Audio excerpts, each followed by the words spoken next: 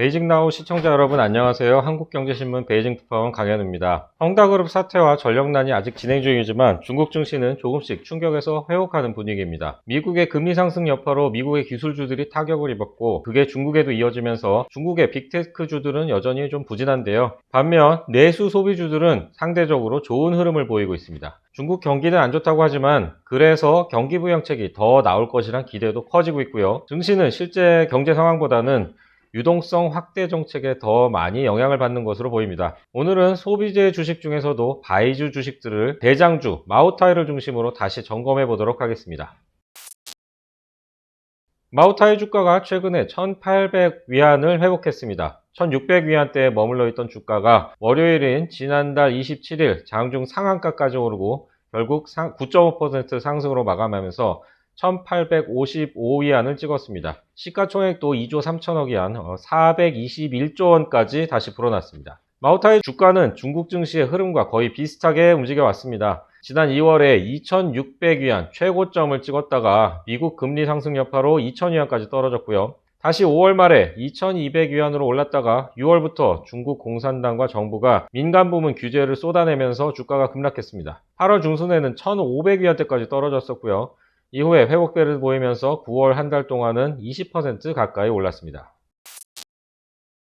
최근 주가가 오르는 이유를 보면 먼저 민간 부문 규제가 일단락됐다고 보는 시각이 있고요. 앞으로 빅테크들에는 규제가 더 나올 수 있겠지만 음식료는 딱히 나올 게 없다는 시각도 있습니다. 식품업계에서는 안전 문제가 아니라면 그렇게 큰 리스크가 앞으로 별로 없을 것이라는 얘기도 나옵니다. 또 중국 경기가 예상보다 빠르게 식다 보니 정부가 경기 부양책을 내놓고 소비를 진작시킬 거란 기대도 반영되고 있습니다. 여기에다 중국이 교육비 부담에 출생률이 떨어진다고 하니까 사교육을 거의 금지시켰는데 이 덕분에 가처분 소득이 늘어나서 음식점 장사는 잘 된다는 얘기도 나옵니다. 마오타이 같은 술주식에게는 긍정적인 소식이겠죠.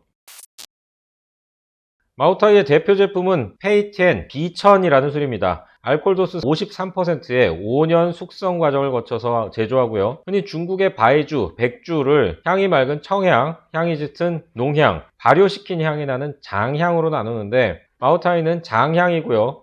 페이텐은 장향에서도 중국 대표주로 통합니다. 이 페이텐 한 병이 지금 시중에서 4,500위안, 80만원 정도 줘야 구할 수 있을 정도로 품귀 현상이 벌어지고 있습니다. 중국 경제가 안 좋다고 하는데 양극화도 계속 심해지고 있습니다. 부자들은 계속 더 부자가 되고 있고요. 그러니 한 병에 80만원씩 주고서도 마오타이를 계속 사 마시는 사람들도 많고요. 또 고관 대작들에게 선물용으로 마오타이를 사는 수요도 계속 늘어나고 있습니다.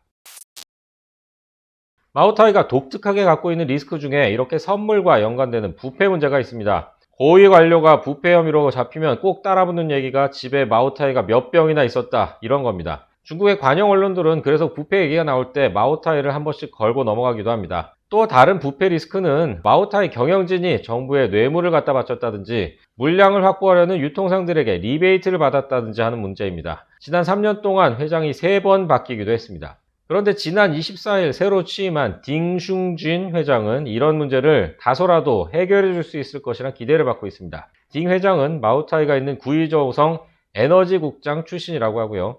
마오타이는 국유기업이라서 재정이 약한 구이저우성에다가 도로를 기부한다든지 하면서 실적에 악영향을 받기도 했는데 이런 외풍을 제도적으로 차단할 수 있도록 이사회 규정도 개정했습니다. 앞으로 이사회는 기부 금액이 15,000위안, 약 270만원을 넘는 결정을 독자적으로 하지 못하고 주주총회 결의를 받아야 하고요. 1년의 기부 총액은 순이익의 1%를 넘지 못하도록 했습니다. 마오타이의 작년 순이익은 467억 위안이니까 대략 5억 위안, 900억 원을 넘지 못하는 겁니다. 작년에는 성정부의 주식 4%, 15조 원어치를 기부하기도 했고요.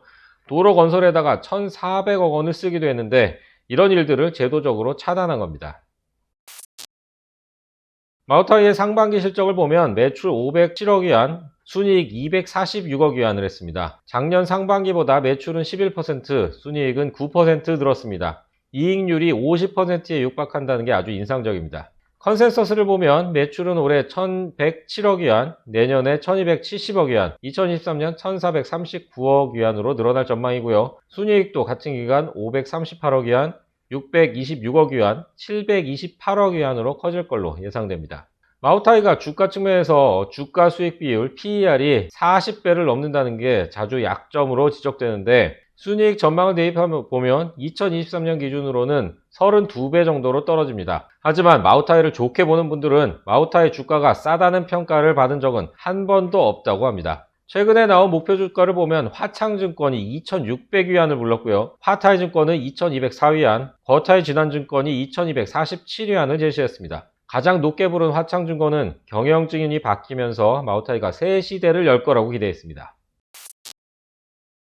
다른 바이주 주식들을 좀 보면요. 8대 명주 중에 하나로 꼽히는 루저우 라오자오가 9월 한 달 동안 30% 정도 올랐습니다. 상승폭으로 보면 마우타이보다 크죠. 종목 코드는 000568이고 선전 증시 상장사입니다. 시가총액은 약 3,200억 위안, 58조 원이고요. 바이주 주식 중에서는 마우타이, 우량해, 산시펀주 다음으로 4위입니다. 루저우 라오자오에서 루저우는 스촨성의 도시고요. 라오자오는 오래된 지하 창고 또는 거기에 저장된 술을 뜻합니다. 중국 주식은 100주씩 묶어서 사야 하기 때문에 마우타이를 한 번 사려면 지금 18만 위안, 3,300만 원 정도를 한 번에 넣어야 합니다. 반면에 우량해, 산시펀주, 라오자오, 양허 이런 시가총액 최소 2,000억 위안이 넘는 우량 바이주 주식들 주가는 200위안에서 300위안 사이입니다. 작년에 코로나19 시기에 마우타이와 우량해가 독주를 했는데요. 최근에는 중견 바이주 주식들이 실적이 선주업체들을 따라서 같이 개선되고 있습니다. 마우타이가 병당 수십만원 할 정도라서 일반인이 접하기 어려운데, 중견 바이주주들은 300위안에서 500위안, 5만원에서 9만원 정도면 어느 자리에 내놔도 괜찮은 술 가져왔다는 평가를 받을 정도로 다양한 바이주들을 보유하고 있습니다. 중국 소비재 주식을 주목하신다면 이런 중견 바이주 주식들을 주목해 보시는 것도 괜찮을 것으로 보입니다. 실적 전망들을 보면요, 마우타이와 우량해가 매출과 영업이익 모두 다른 바이주 업체들을 압도하는 건 사실입니다. 시가총액에도 그대로 반영되고 있고요. 하지만 실적 성장세는 중견 업체들이 더 가파르다는 걸 확인할 수 있습니다. 산시펀주는 작년 실적과 비교하면 2023년 매출이 2배, 이익은 3배로 늘어날 전망이고요. 라오자오도 매출과 영업이 2배씩 늘어날 것으로 관측됩니다. 이제 중국 경제 얘기를 좀 해보겠습니다. 중국 중앙은행인 인민은행의 최근 동향부터 보겠습니다. 인민은행은 시중 유동성을 조절하기 위해서 공개시장 운영이라는 걸 합니다. 예전에는 공개시장 조작이라는 표현을 많이 썼는데, 조작이라는 말이 어감이 별로여서인지 최근에는 공개시장 운영이라고들 많이 부릅니다. 공개시장 운영은 역환매 조건부 채권, 역레포라는 걸 씁니다. 레포는 원래 금융회사가 일정 기간 후에 확정금리를 보태서 되사는 조건으로 발행하는 채권입니다. 잠깐 쓸 현금이 필요할 때 발행하는 거고요. 인민은행이나 한국은행 같은 중앙은행들이 하는 역레포는 쉽게 말하면 환매 조건부 채권을 파는 게 아니라 사는 겁니다. 100억 원짜리 역레포를 사면 시중에는 100억 원의 유동성이 풀리겠죠. 중앙은행 역레포 시장 참가자들은 보통 시중은행들입니다. 은행들 입장에선 레포를 팔아서 현금을 마련하고 일정 기간 후에 이자를 붙여서 중앙은행에 갚는 겁니다. 은행들은 레포로 확보한 현금으로 시중에서 이자를 벌 수 있으니까 역레포 시장에 참가하는 거고요.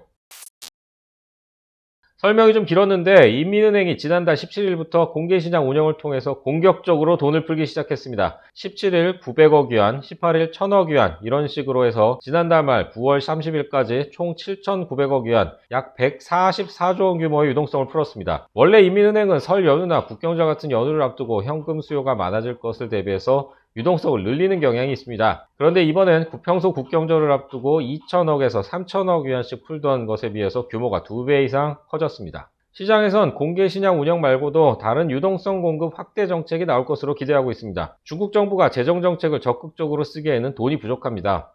코로나19 방역에 쓰는 돈이 너무 많기도 하고요. 또 코로나19 때문에 기업들이 어려워져서 감세도 많이 해서 여유가 없습니다. 결국 통화정책에 기댈 수밖에 없는 상황입니다.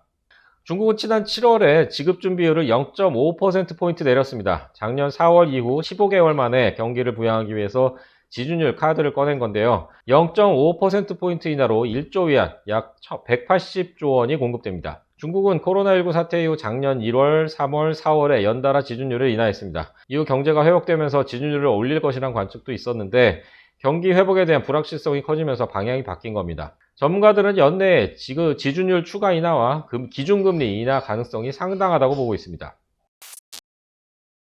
경기 둔화 속도가 빨라지고 있어서 인민은행은 당분간 유동성 공급 확대 기조를 유지할 전망입니다. 지난달 말에 나온 구매관리자지수 PMI는 경기 둔화 전망을 제대로 보여줬습니다. 국가통계국이 집계하는 9월 제조업 PMI는 49.6으로 나왔습니다. PMI는 주로 기업에서 원재료 구매나 채용을 담당하는 사람들에게 설문조사를 해서 집계합니다. 기준선이 50을 넘으면 경기 확장, 넘지 못하면 경기 위축 국면이라는 의미입니다. 중국의 공식 제조업 PMI가 50 아래로 내려간 건 중국에서 코로나19 사태가 한창이던 작년 2월 35.7 이후 처음입니다. 19달 만에 경기 위축으로 바뀐 겁니다.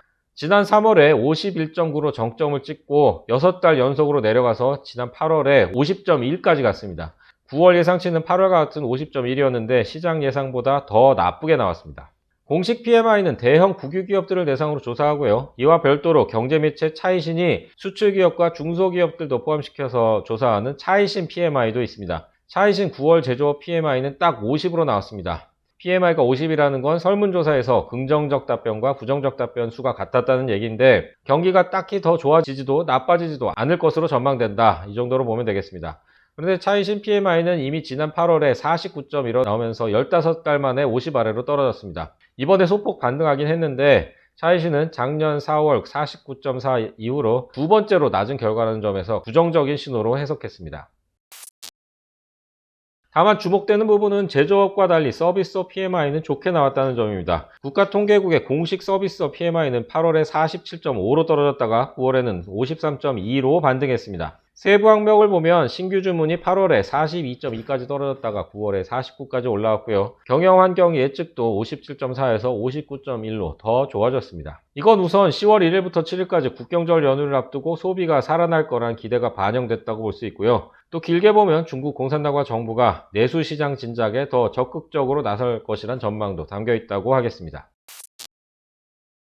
중국 금융당국이 부동산 시장의 건강한 발전을 수호한다는 새로운 정책 메시지를 내놓으면서 침체됐던 부동산 시장이 다소 회복할 거란 기대도 나옵니다. 헝다그룹은 계속 어렵겠지만 다른 부동산 개발 업체들은 숨통이 좀 트이고 중국 경기도 좀 나아질 것이란 관측입니다. 인민은행과 은행보험감독위원회 은보감에는 지난달 29일 주요 24개 시중은행 경영진을 불러 모아서 부동산 금융 업무 좌담회를 열었습니다. 당국은 이 자리에서 금융기관과 당국이 부동산 시장의 안정적이고 건강한 발전을 수호하고 주택 소비자들의 합법적 권익을 지켜야 한다고 강조했습니다. 부동산 산업의 대출 규제 완화를 시사한 것이라 해석이 많습니다. 부동산과 함께 중국 경제 암초로 부상한 전력난은 당분간 지켜봐야 할 문제로 지목됩니다. 이런 리스크들을 염두에 두시고 투자 대상을 선별하시면 좋겠습니다. 시청해주신 여러분 고맙습니다. 지금까지 베이직나우 강현우였습니다.